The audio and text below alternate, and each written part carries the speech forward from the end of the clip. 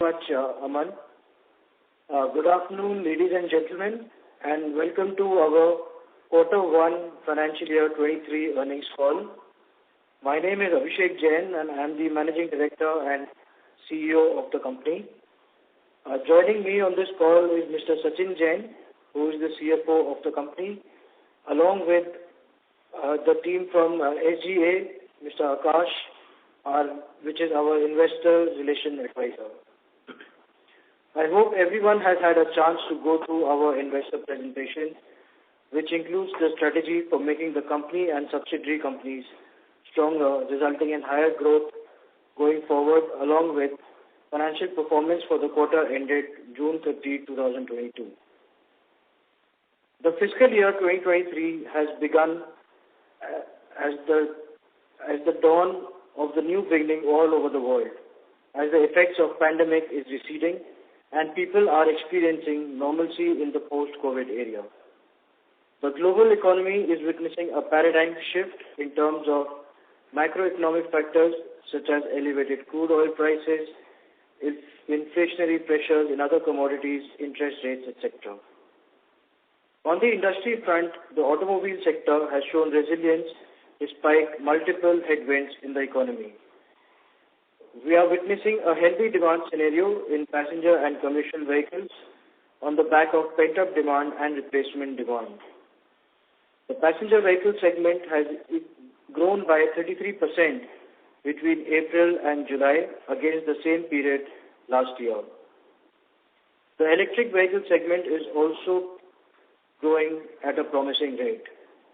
By 2030, it is estimated that 30% of the overall industry volume of 10 million units may be attributed to EVs led by 2- and 3-wheelers, with passenger vehicles contributing 5% of it. India is expected to feature among the top 10 EV markets globally. The Indian auto component industry is in a sweet spot and will grow on account of increase in vehicle production and exports. There has been a significant thrust by the government in terms of battery swapping policy, PLI scheme promoting semiconductor manufacturing in India. Auto component industry is expected to see 9 to 11% of its revenue coming from electric vehicles by 2027 amid increasing electrification. We are pleased to share that in this quarter, we have emphasized a scheme which is called PPAP Employee Stock Option Plan 2022 to reward the employees of the company, including the subsidiaries, associates and JV companies, subject to the approval of shareholders. The group continues to grow strong in its core businesses as well as the new initiatives which were launched in the past 2 years. Now I would like to take you through all the new initiatives and the new businesses that we have been doing in the last 2 years and where we are today. So the core business of the company, which is the automotive parts. In the automotive segment, we have been proactively scouting for new customers and increasing our wallet share in the existing models. During the quarter, the company began supplying its product range to newly launched vehicles of Maruti Suzuki Brezza and Honda's City Hybrid. We are developing approximately 400 plus parts for our customers, which will be in production in the next 2 years. As you know that our automotive parts business is engine agnostic. So apart from IC engine, we are also now developing parts for the passenger vehicle electric vehicles. We are currently in process of developing parts for 3 models which are going to be launched by our customers. In the aftermarket initiative, our aftermarket segment focuses on development and sale of parts and accessories and is done through a 100% subsidiary called Elpis Components and Distributors Private Limited. In the quarter, we've been able to increase our product offerings to 350 plus as spare parts and 50 plus for accessories. We have also been able to increase our presence to 90 dealers spread across 35 cities across India. The third vertical for the company growth is the bale container business. This business was born out of identification of products for which we can utilize spare capacity of our injection molding machines. We have started supplying these containers to agriculture-based industry. Now we have almost 10 different type of products to offer and we are expanding to adhesive, paints and FMCG and lubricant industries. The fourth focus for our growth is the commercial tool room, which can design and develop molds of up to size 1.8 meters based on plastic injection molding technology. This vertical can manufacture 80 plus molds per year. This division manufactures molds for our automotive part business as well as for customers in other automotive segment, white goods and medical segments. Due to global logistic problems, we are seeing a lot of traction in this vertical from customers from all segments including white goods, electrical goods, medical goods, etc. Most of the companies who are buying exclusively from China have changed their policy to China Plus One, and that is why this business is emerging as a huge opportunity for the group.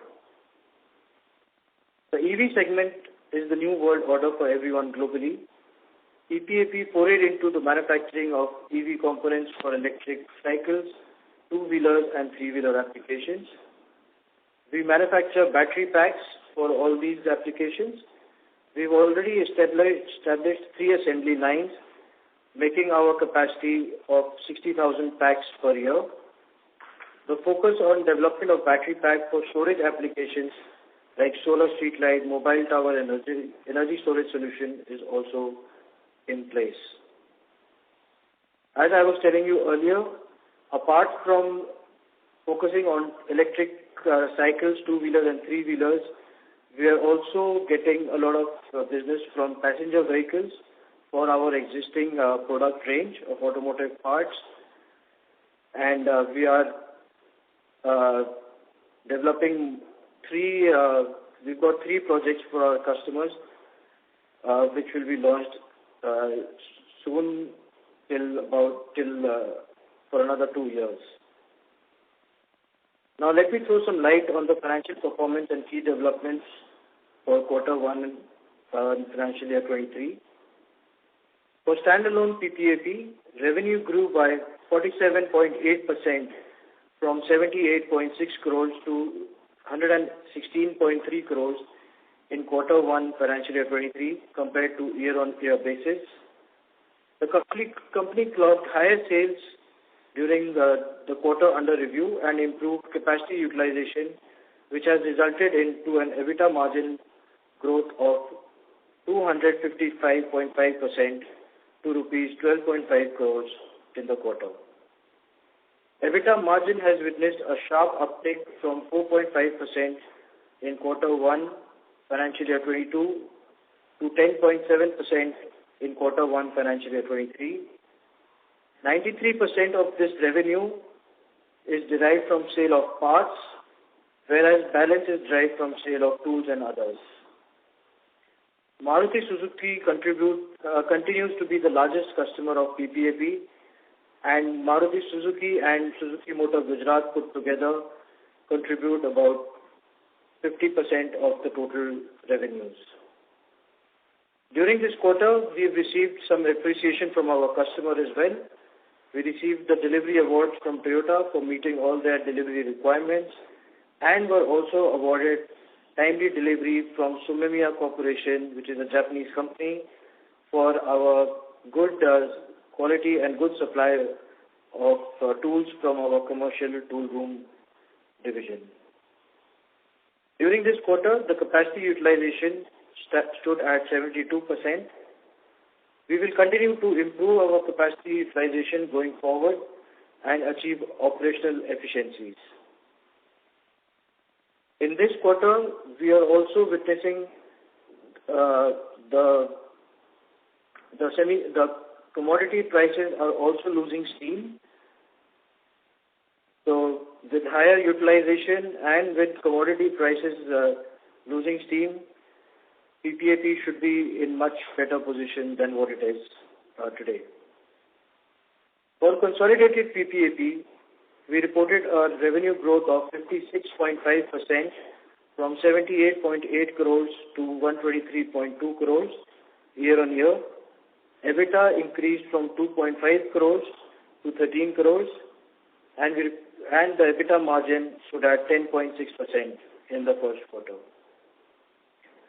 Just to summarize, the 5 business segments will act as growth levers for the company. The semiconductor issue, which has been triggering the growth of the automotive industry, is easing out now, and sooner than later, things should become back to complete normalcy. The China Plus One strategy is evident, and India is well placed to reap the benefits occurring from that opportunity. The commodity prices are steadily losing steam. The capex plans of auto ancillaries are aligned with that of OEMs, will drive the demand over the next few years. We are excited to be part of the manufacturing space in the country, and PPAP is at a cusp of spectacular growth journey going ahead. Thank you for your kind listening.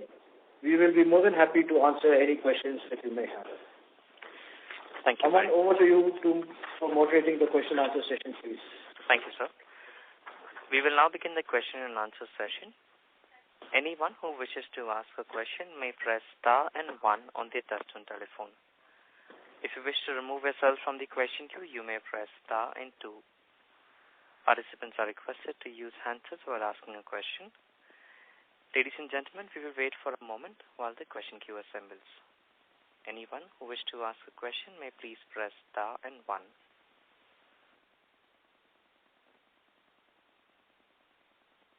First question is from the line of Piyush Jain from Hansraj Virendra Capital. Please go ahead. Hello, sir. Very good afternoon and congratulations for a good set of numbers. So my first question is on, you have announced the ESOP 2022 plan. Can you just elaborate more in terms of detailing how long this is going to last and what the P&L impact it would be having? Yes, thank you, Piyush, for the question. So the scheme is broadly framed considering the next 5-year requirement of the company, and overall limit which we have kept is around 5%. So the grant decision which was taken by the compensation committee based on the recommendation of the management time to time, considering the company requirements and the individual profile of the employees whom we are going to give those employee stock options. So if I understood correctly, we are saying 5% of the total outstanding share capital that we are having. Yes, yes. And is that front-loaded, or means the first year would be having the higher effect, or means I'm just trying to figure out the exact P&L impact that it would be having on a company in the next 5 years? Yeah, currently it is difficult to disclose the initial load because that should be finalized based on the internal discussion and after the recommendation of the compensation committee.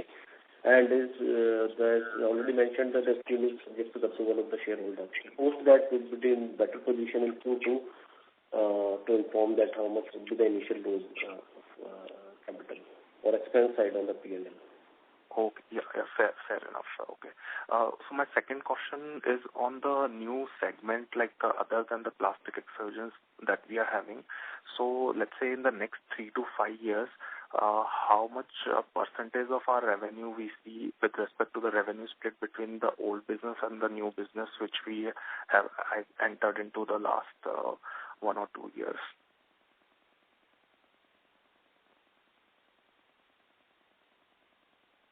So we are looking to have at least 25% of business from these new initiatives which we have taken in the last 2 years. Okay, and the margin profile would be higher on this business comparative to the existing business, or it would be in line with the existing business itself? So it depends on the business. For the tooling side, it would be a bit higher. Aftermarket side, it would be better.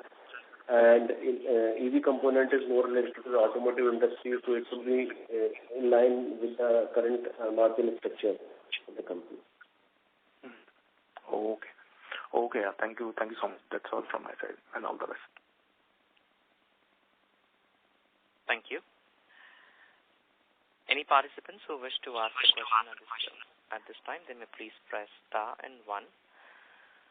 Our next question is from the line of Arjuna Shah from Shah Investments. Please go ahead. Thank you for this opportunity, sir. So, sir, if you could just throw some light on how the aftermarket segment has been performing, and also what would be our EBITDA margins in the segment, sir? Aftermarket, last year we clocked a sale of around 10 crores. Sure.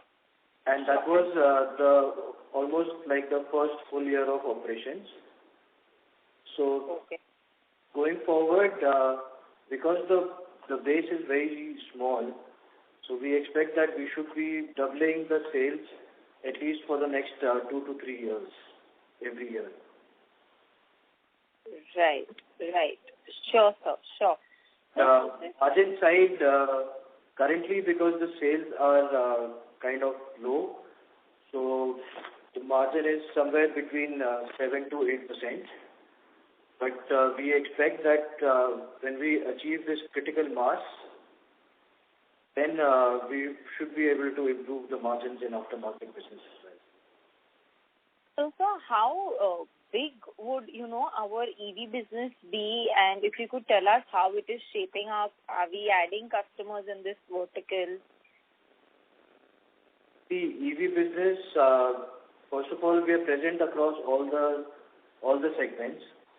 So passenger vehicle side, whatever product range we make for the IC engine, all those parts can be made for the electric vehicle as well.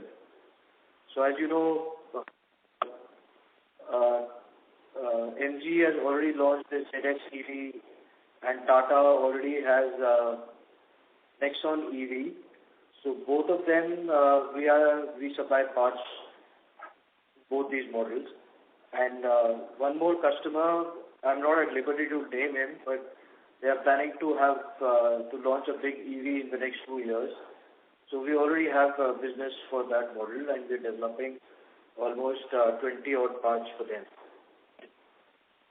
For the battery side, our focus is on 2-wheelers and 3-wheelers primarily, along with providing storage solutions for solar application and all that. And in that segment, we have 4 to 5 customers already who are doing business with us, and about 10 odd products are under development with potential customers. All right. Sure, sir. That was very helpful. Thank you very much. Thank you. Thank you. The next question is from the line of Saral Seth from Insect Securities and Finance Limited. Please go ahead. Yeah, hi, sir. Thanks a lot for taking my question, and congratulations for a good set of numbers. Sir, my first question is, as we highlighted in our press release that we are venturing into Honda Hybrid and Brezza. So how is the traction there, sir? And with these higher premium cars, are we seeing an increase in our realizations? So I'm trying to understand, are we benefiting from the premiumization of Indian passenger vehicle market? See, these are 2 models which have been launched by our customers during this quarter. So the reason to name them was to give you a sense that new model launches, PPAP is present in it or not.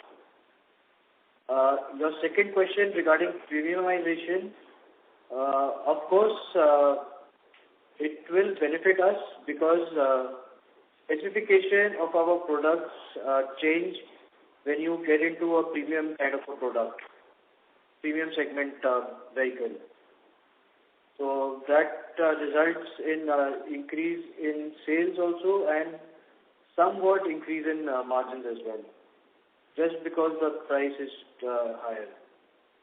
And price is higher not just because it's a premium model, but the basic specifications of that product is different. For example, in a low-end vehicle, you see only black strips on the door of the vehicle. But when you get into a premium vehicle, you see a stainless steel type of finish, or a black bright type of finish, or different kind of finishes. So that is what drives the premiumization of our products. The specifications change. Understood, sir. And all your key customers like Maruti, Honda and Tata have been continuously guiding for increased production amid better outlook and easing chip shortages. So are we prepared to handle such kind of increase in production, and where do we stand in terms of capacity utilizations currently? As I explained, so first quarter our capacity utilization was about 72%. So whatever customer is projecting us to deliver, we are completely ready to give all those supplies to them. We are completely geared up. Okay. And what are our capex plans for FY23? Sir, for this year, we are looking to add around 35 to 40 crores in this year. Would that include maintenance as well, or the maintenance is separate? It including the maintenance, replacement, and improvement capex also. Okay, sir. Sir, our gross margins have improved sequentially in a very high rising input cost environment, while others have shown sharp decline. So what is the reason for that, sir? Basically, there are 2-3 reasons. One is the better capacity utilization in this quarter we have, if you compare with the Q1. And also on the some commodity side, there are some, you can say, the cooling of the prices in after mid-May. So there are some effect of that also. Okay, sir, if I carefully look at your numbers, our depreciation remains to be extremely high, which is impacting our bottom line. Though on the EBITDA front, we are doing extremely well. But when it trickles down to the profitability PAT level, our depreciation is, impacting our PAT. I feel so. So, do you feel so, or any color on that? Whether it's because of continuous capex intensive nature of the business?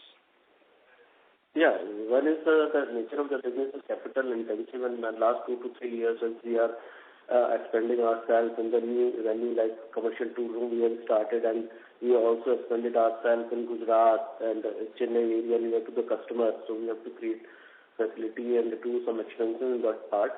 So more or less the expansion side we have completed. Now the capex will be more on the balance equipment side, maintenance, replacement, capex side. And going forward, as the capacity utilization would improve, then automatically, if you see the current percentage is around 7%, it will be come down correspondingly in terms of increase of the higher revenue. Right, and sir. The better utilization of our assets. And sir, what is our asset turnover in this business, sir? Extrusion and automotive sealing, sir? Current ATR, you are talking about the current ATR? Yes, sir. Broader indicative numbers. Almost 1 in this quarter. 1 time. So it is actually capex intensive, sir. Yes. Sir, what is interesting to see that you've been increasing business with Nissan and others segment also. Can you throw more color on others, because now that is big segment or big portion of the entire mix. Is it tooling? I think tooling also goes into this, sir. Sorry, we didn't understand your question. Can you please repeat it once again? Yeah, so what I'm asking is the other segment has now become 22% of your business. So what is driving the others segment, and is tooling part of others? 22%? We didn't understand. What is this 22% you're talking about? Yeah, so I'm asking, in the entire customer contribution as on FY22, others form around 22% of your total revenue mix. Others segment. In FY22?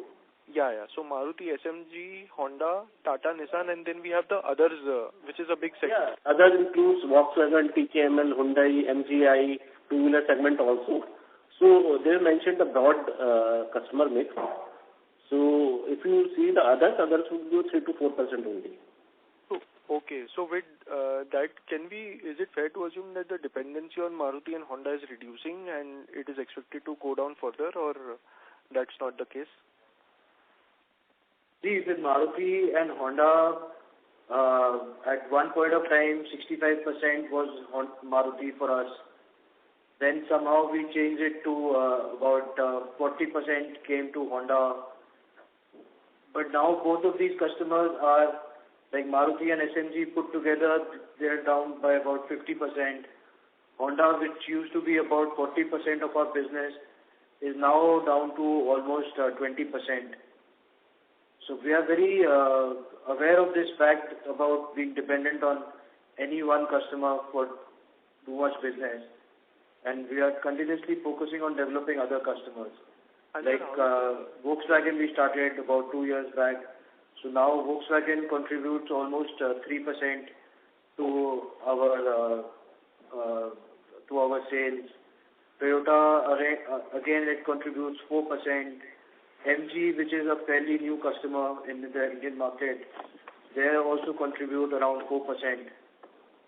Hyundai and Kia put together, still it is slightly low. They should be much higher, but they're also contributing about 4%. So all these customers put together, we are able to continuously reduce our dependence on Maruti, Suzuki, and Honda. But Maruti Suzuki, because it is the major player in the automotive passenger vehicle industry, so it will always be a dominant player for any passenger vehicle component maker who wants to do business in India. Thanks, sir. That was very detailed answer. Sir, what would be our market share, broad market share in our core segments? If you look at the plastic sealing system, overall we should have a market share of 85% plus if you look at the total market. Customer-wise, I think Maruti is the only customer where we have some competition. Apart from that, in plastic sealing, whether it's Honda, whether it's Tata, whether it's MG or Toyota or Skoda, Volkswagen, now we have 100% market share in whatever we supply to them. Hyundai and Kia would be about, I would say, still about 20%, because we are still making inroads with them, and they already have a Korean supplier who we have to compete and collaborate both with. Understood, sir. And what is your guidance for FY23-24 or next 2 years? Where do we see our revenue and profitability going, sir, if you want to give any long-term guidance?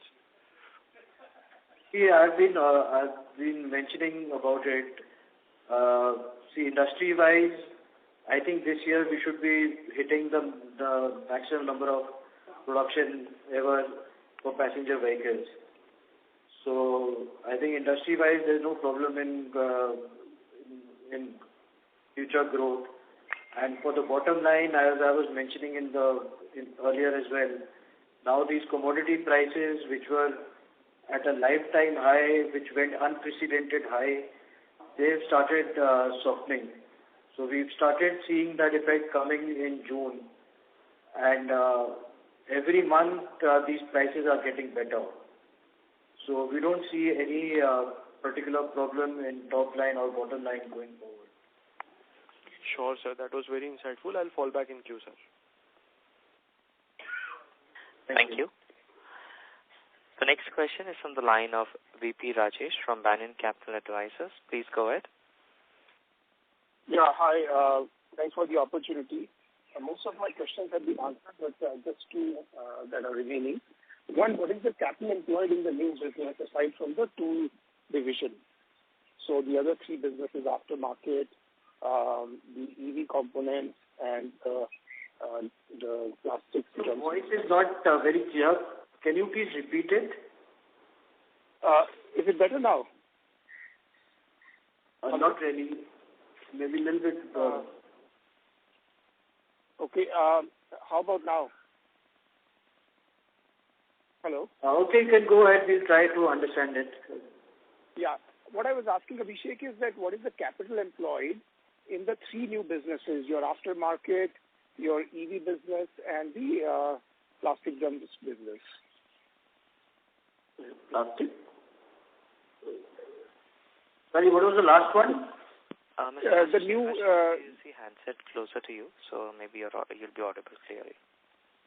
Yeah, the third new division that you have started in the last 2 years, in all these three divisions, what is the total capital employed? Okay. So for the aftermarket side, because we are more or less on the trading activities there, so on the company side, we have just invested around 50 lakhs in that, and there is no loans in that company. So that company is surviving it at own. And the EV component side, up to June end, the overall capital employed is around 47 crores in that segment because of the capex and the inventory requirement in that company. And paint container, because this is more or less part of the PPAP business. So at that segment, the capital employed is around 3.5 crore. Okay. And then this EV business, where we have deployed 47 crores, what is the kind of revenue and EBITDA you see in, let's say, 3 years down the line? So on the 3 years down the line, I think EBITDA would be in the double digit in that segment also. And the revenue, we are expecting more than 100 crores. And to get to that 100 crores, will you need to deploy more capital, or on this 47 you can produce, let's say... We will manage that, and gradually it will reduce when the business will stabilize, the inventory level will come down, so automatically it will reduce. Okay, wonderful.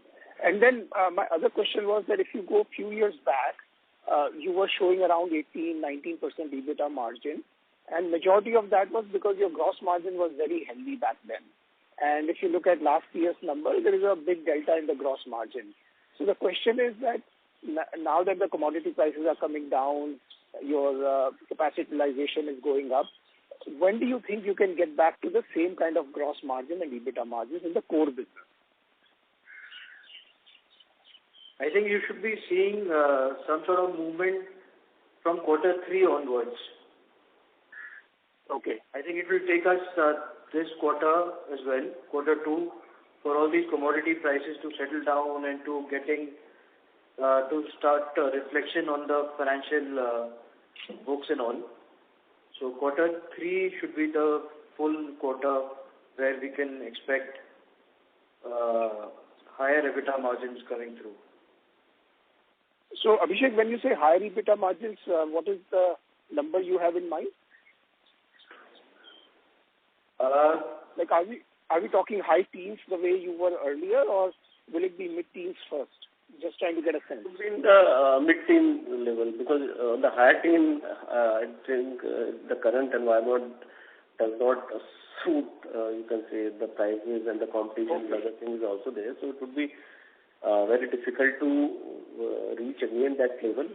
But on the long term, our internal target to have the mid-teen numbers on the EBITDA side. Okay, wonderful. Thank you so much and all the best. Thank you. Thank you. Our next question is from the line of Nitin Gandhi from KIFS Trade Capital. Please go ahead. Yeah, thanks for taking question. I just would like to know with this year, where do we see our capacity utilization inching up?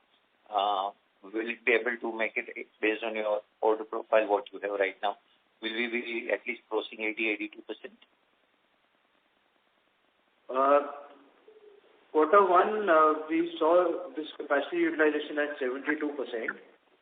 Yeah. And based on the projections which have been given by the customer, I think this should increase to about 85% in this year.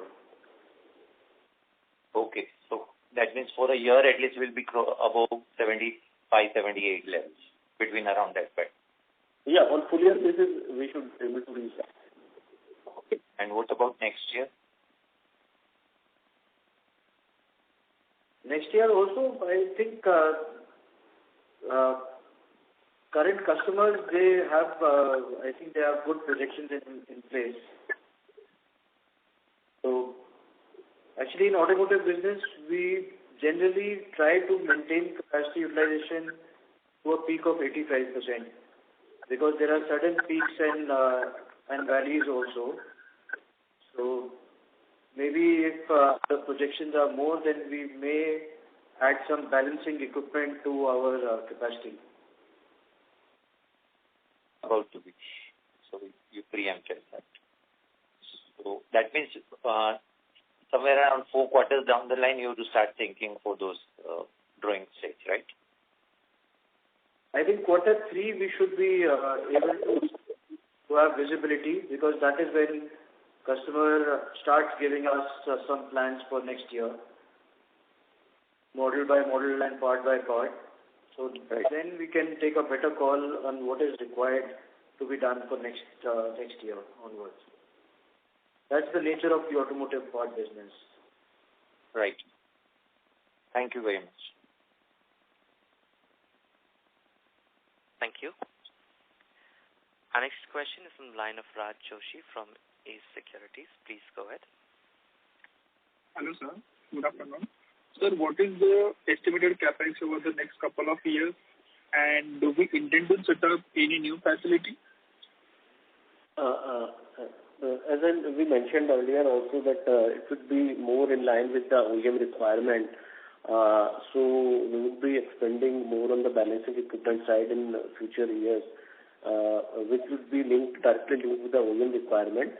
And about creating the facility, as of now, we have created the facility on the each zone, north, south, west, everywhere. So for the next 2 years, we are not looking to add facility per se, but if there is any such requirement, a big requirement comes up from the customer side, then we will definitely look forward to have the facility near to the customer. Okay. In the last 1 year, we've expanded our Gujarat plant also and our Chennai plant also. So we think that for the next 2 years, this should be enough for meeting customer requirements. But in case we get some other new project or new something, then of course this requirement will change.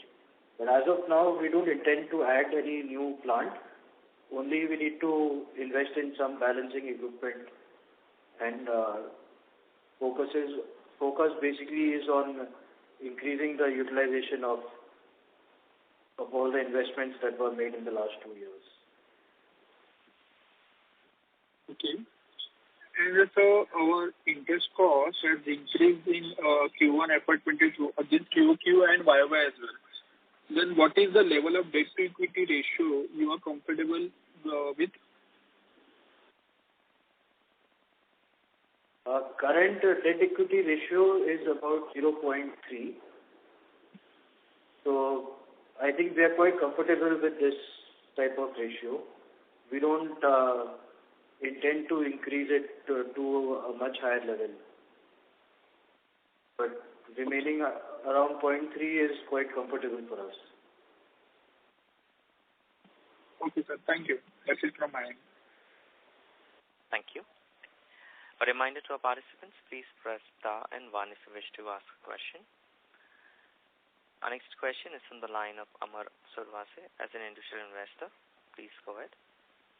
Sir, what will be the effective tax rate for FY23? Sorry? Effective tax rate? Effective tax rate is 25. The base rate of 22% we have adopted, and we are following the same. 25%? 22% plus the taxes and surcharges. So effective tax rate is around 25.17%. Okay. And sir, one more thing. I mean, as we can see that the commodity prices are falling. So could we expect our EBITDA margin go back to, let's say, 12 to 14% level in FY23? Yes, of course. Okay, fine. Okay, fine. Thank you. A reminder to our participants, please press star and 1 if you wish to ask a question.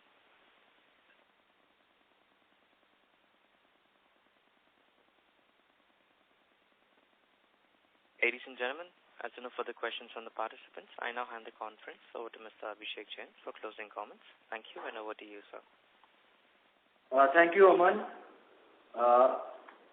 I thank everyone for taking time out of their busy schedules to attend this conference call today. Please feel free to approach us with any questions that you may have. We will be more than happy to show you around our existing facilities that we have created to service the customer. I thank SGA Advisors for organizing this call. Last but not the least, a big thank you to the team at PPAP for supporting this call. Thank you very much. Have a good day. Thank you. Thank you very much. Ladies and gentlemen, on behalf of PPAP Automotive Limited, that concludes today's call. Thank you all for joining us, and you may now disconnect your lines. Thank you.